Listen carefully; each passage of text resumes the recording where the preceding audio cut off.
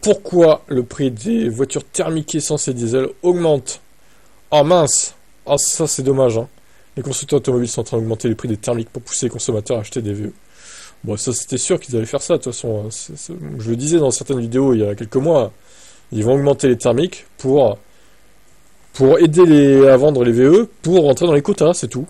Et baisser les ventes de thermiques. Voilà, c'était logique hein, qu'il fallait faire ça de toute façon. Comme le rappelle Reuters, la réglementation en ce qui concerne les émissions va déjà se durcir à partir du 1er janvier 2025. Ainsi, à cette échéance, les voitures électriques devront représenter pas moins de 20% des parts de marché en Europe, contre actuellement 13%. Un véritable défi puisque les immatriculations de VE sont en légère baisse sur le vieux continent, selon un rapport de RoMotion.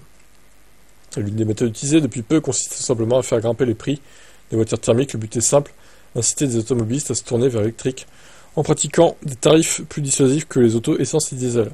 Reuters explique que les Peugeot ont augmenté les prix de tous ces modèles, sauf les électriques, jusqu'à 500 €.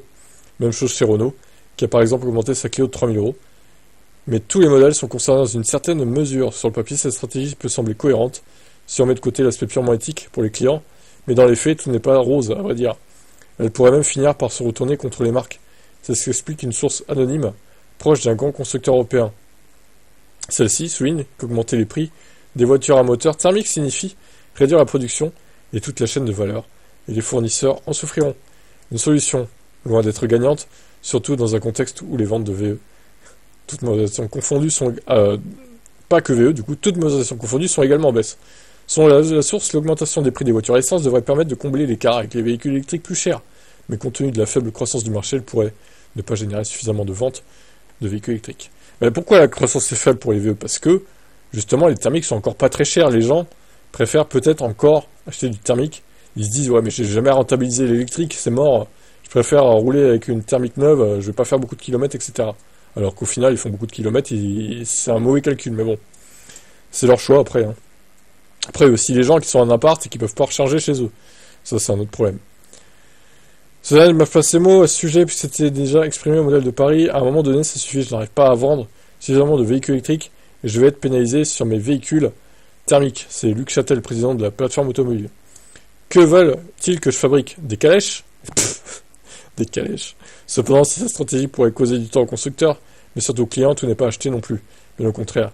Car si elle est bien gérée, elle pourrait même avoir certains avantages. Selon Denis Chemoul, analyste chez S&P Global, les hausses de prix aideront à financer les futures remises sur les VE.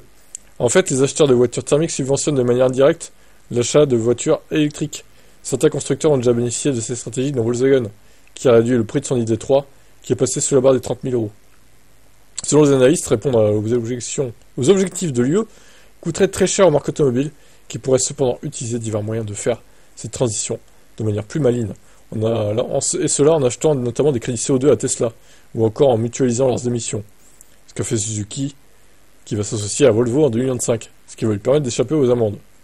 Oui, ouais, après Suzuki c'est tout petit, donc forcément eux ils peuvent pas vendre de VE, mais voilà, moi je trouve ça logique hein, que les thermiques augmentent, et j'incite même les constructeurs à augmenter encore un peu plus les thermiques, pour compenser et réduire la marge avec les électriques.